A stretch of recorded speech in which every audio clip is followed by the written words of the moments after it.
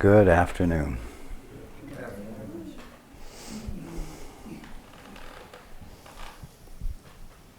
It's good to have you here. And welcome to everyone who's joining us on the internet as well.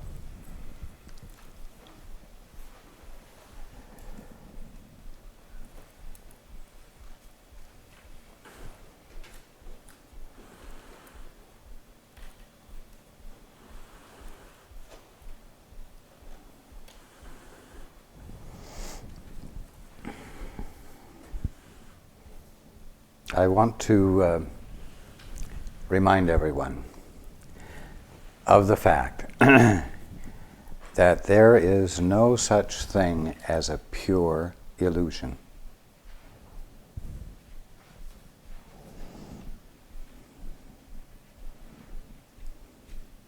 It's easy to whip the phrase off the end of your tongue, oh, well, that's just an illusion. But again, there is no such thing as a pure illusion. Something that is an actual, existing thing that is an illusion. An illusion is only a misunderstanding or misapprehension of reality.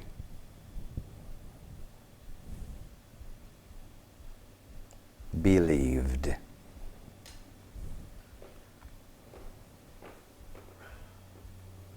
It's always nothing more than a distorted experience of something that is real with a capital R and therefore actual.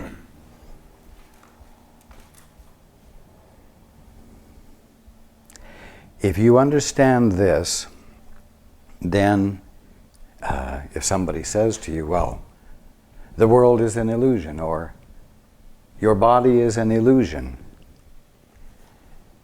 you may know that it means that the world or your body is a misunderstanding of or a misapprehension of something real, a distorted perception of something real with a capital R.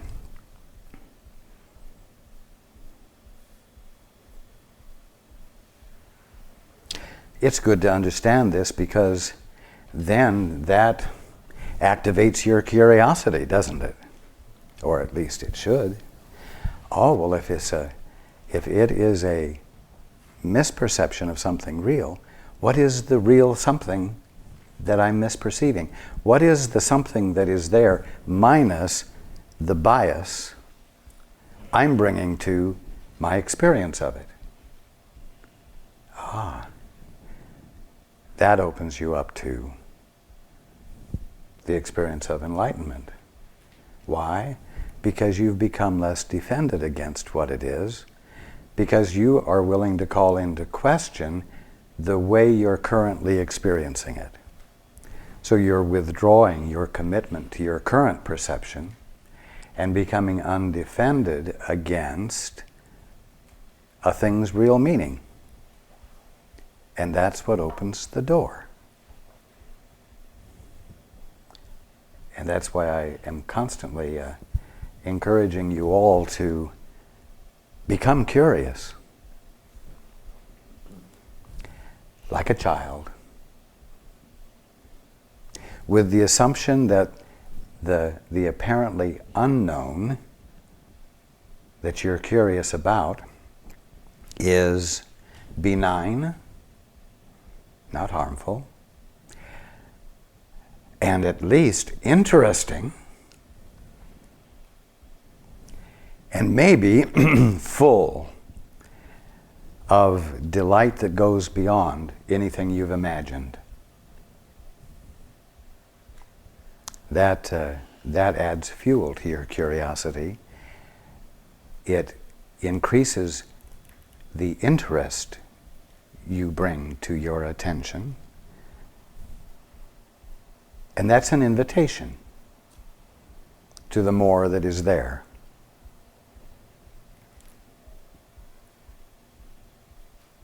The kingdom of heaven.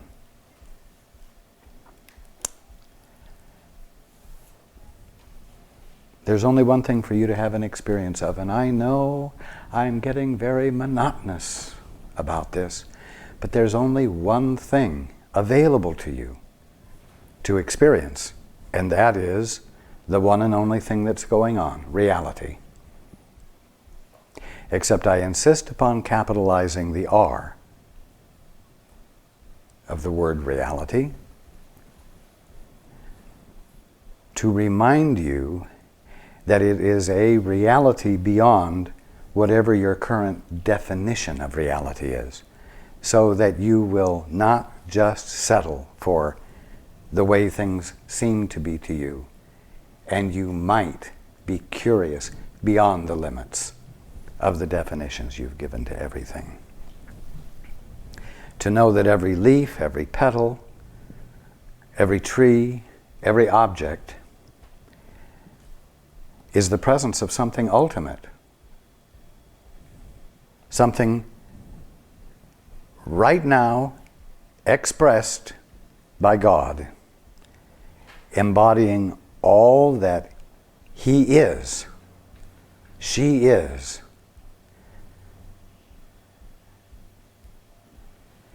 and that therefore each thing you currently see is pregnant with more than you can imagine. Mind you, all that you're currently seeing is the maximum that you have been able to imagine. That's all there is to everything you can see at the moment.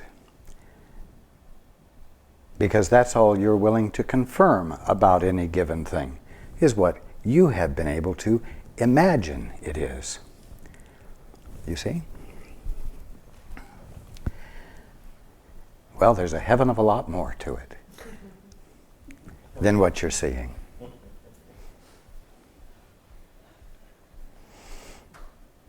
So just remember, there's no such thing as a pure illusion. Illusion is a misunderstanding or a misapprehension of something real with a capital R.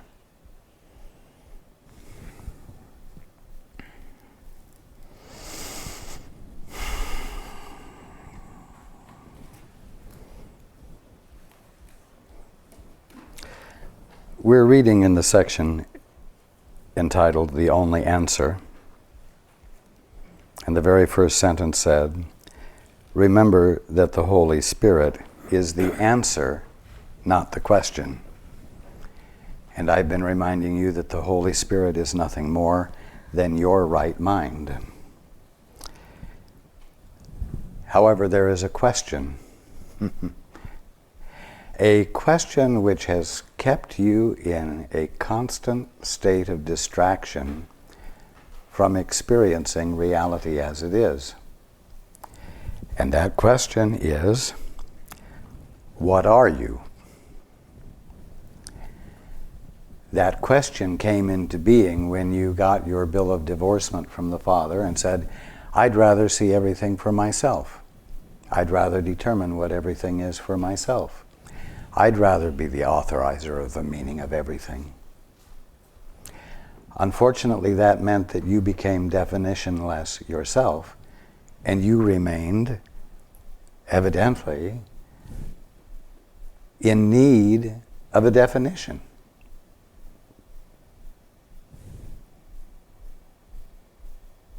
And so you made up a definition about yourselves.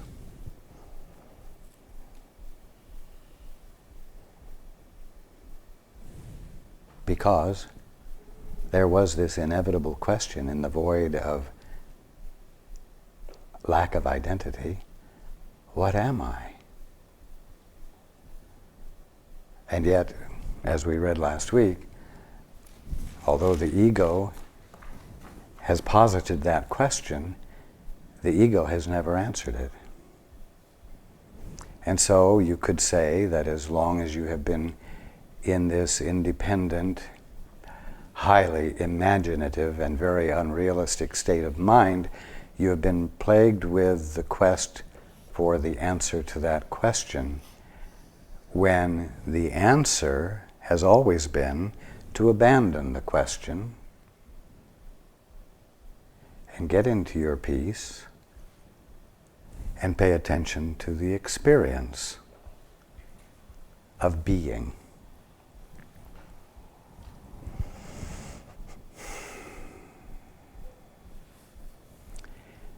The moment you became an orphan by choice, very imaginatively I might add, the moment you became an orphan, all of yourself that you had denied in favor of whatever new and creative definition you could come up with about yourself could go nowhere. And so it became, quote, the rest of you, unquote, held in trust while you dallied with a fascinating adventure of independence. And this, quote, rest of you, unquote, held at a distance from yourself by your preoccupation with your imagination, is your divinity, the Holy Spirit, that which is nothing more than your right mind.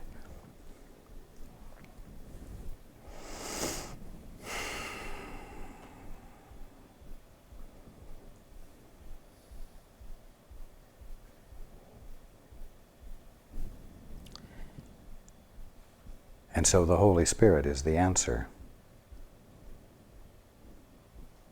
Your right mind, your true identity, is the answer. But it's not the answer to the question, what am I in my independent state? It's the quest for that answer that is a straw dog, a preoccupation with that which can never be satisfied because there is no answer. And your state of independence is itself a misperception of your existence, which is forever held securely within the grasp of God, because all there is to you is what God is being, of Himself, right there where you are. All of what God is being as Himself, right where you are.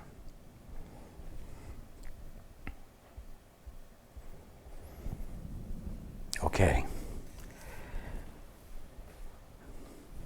I'm backtracking a little bit for context from last week to the beginning of the paragraph. The ego cannot hear the Holy Spirit, but it does believe that part of the same mind that made it is against it. And we discussed last week that this mind that made the ego is the Christ mind, the one and only individuality that you are, the one and only mind there is.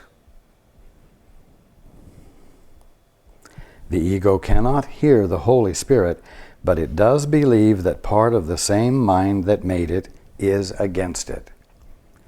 In other words, your right mind, your divinity, is against the ego because it actually is the non-existence of the ego as a real thing. And the ego recognizes its falsity. Yet the ego interprets this as a justification for attacking its maker. In other words, the mind that made it. It believes that the best defense is attack and wants you to believe it. Well, in a way, it's not really hard for the ego to convince you that attack is the best defense, because lacking the direct experience of your real identity, you feel vulnerable. You feel insecure. And it does seem reasonable that the only appropriate response is to reinforce your safety. Once again, not recognizing that the only thing that will reinforce your safety is abandoning the question, what am I? And abandoning this fascination with an independent stance. And becoming still and paying attention to the experience of being. Continuing, unless you do believe it, you will not side with it, and the ego feels badly in need of allies, though not of brothers. Ooh, why not brothers? Well, that means involvement. That means caring. That means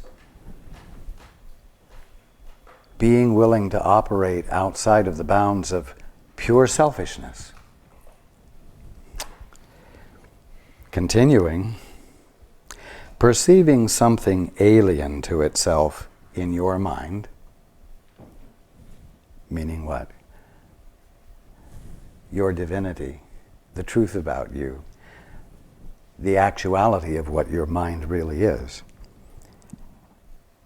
Perceiving something alien to itself in your mind, the ego turns to the body, not the mind, as its ally, because the body is not part of you. Now, this can be very tricky if you're not careful to read exactly what it says.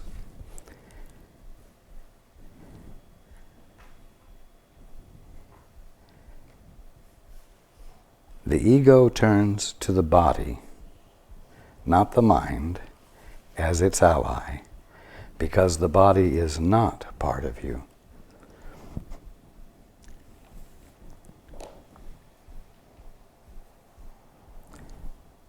What is turning to the body to get as an ally? The ego. Is the ego perceiving anything truly? So what is this body that it's turning to? The visibility and tangibility of your individuality, which is divine? The manifestation of God right where you are? Do you think that is what the ego is turning toward for an ally? No. The ego is nothing more than something which doesn't exist actually, seeing all of the kingdom of heaven as it chooses to define the kingdom of heaven. The ego is turning to its perception of the visibility and tangibility of you, with a capital Y. It's not turning to the visibility and tangibility of you with a capital Y and looking for an ally there. Do you see what I'm saying? The ego is turning to a misperception of the presence of God called you. And naturally, the ego's misperception of what you truly are is not part of you. This does not mean that there is no body. If you misunderstand this, you can get into a self-defeating and destructive state of mind in which you begin to deny your body, not understanding that what it said was that the ego turned to its misperception,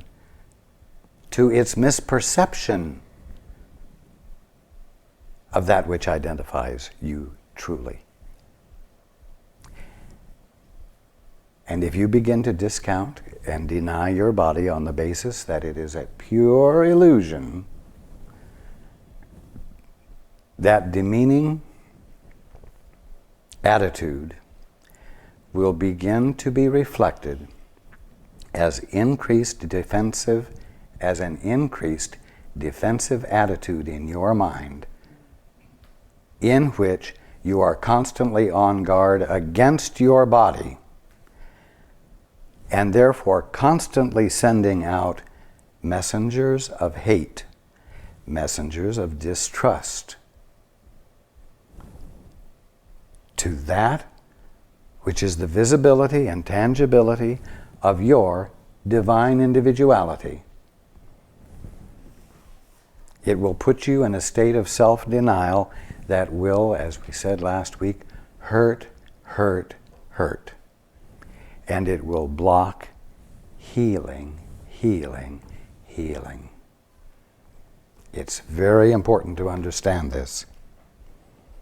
Again, perceiving something alien to itself in your mind, meaning your divinity, the ego turns to the body, not the mind, as its ally, because the body is not part of you. This makes the body the ego's friend. In a way, that's backwards. The ego made the body its friend.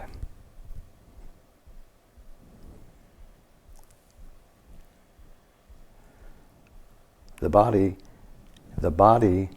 does not have a capacity to desire to have the ego as a friend. But the ego has a capacity to make friends with anything for its own dastardly, dishonest purposes. The ego needed to have a home base to operate from in order to lend credence to its existence. It's like moving to a new town. What do? You find a place to live, so you have an address where you can receive mail. So you become grounded in that town by identifying yourself there with an address, and the ego needed an address. And it chose your body to be its address, except that what it was really choosing was its misperception of your real body as its address. And then, because your body embodies your capacity to feel, the ego used your feelings to give further substance to its illusory existence. And it uses your body for sensations of fear and anxiety, as well as peace, although it's always a false peace when that is what the ego employs it for. And because all of this seems to be going on right where something real is, meaning the visibility and tangibility of your individuality, it's very easy for you to say, I am feeling frightened. I am feeling tense, you see.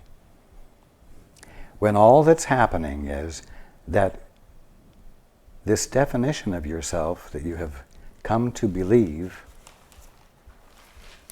is feeling the uncomfortableness of its unreality, is feeling that its unreality is vulnerable to exposure.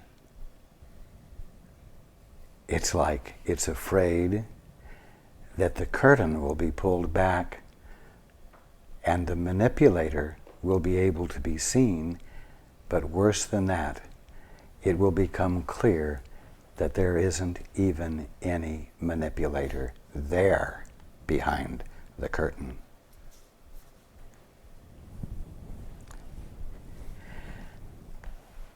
And so it uses what is real about you for the purposes of keeping you from knowing what is real about you. Is there anything fuzzy about that? Is anyone not understanding what I'm saying?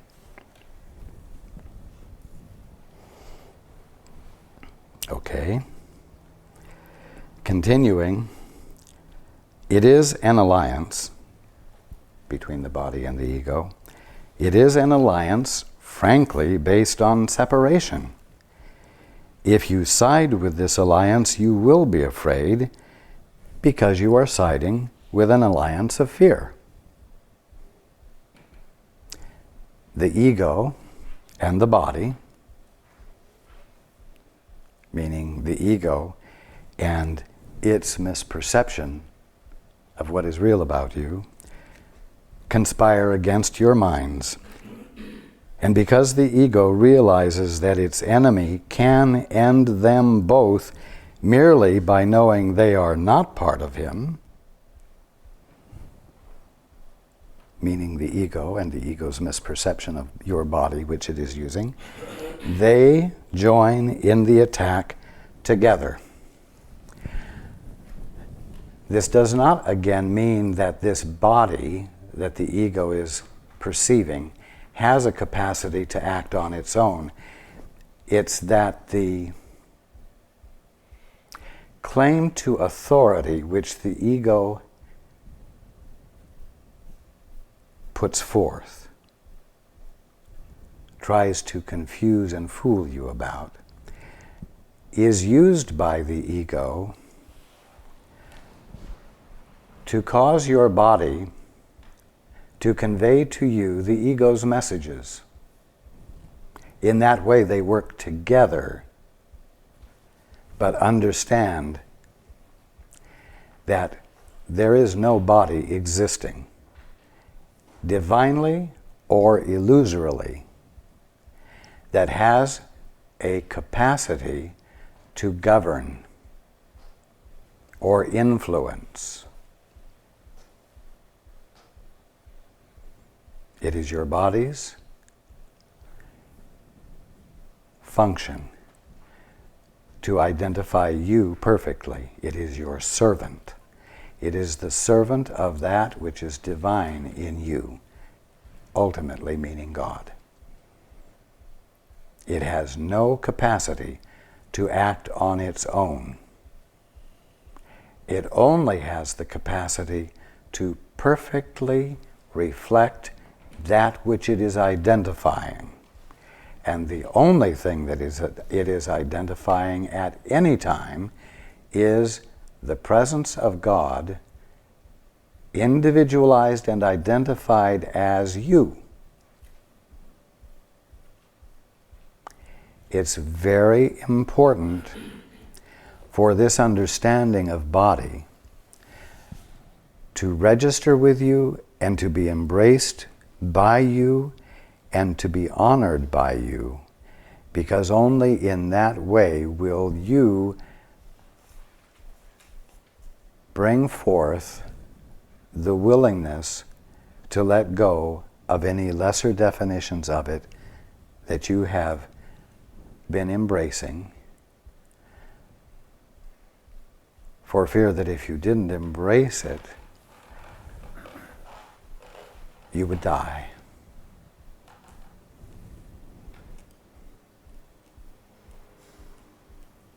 In other words, if you don't embrace the thought that it is a body brought into existence by a sperm and an egg, made out of matter,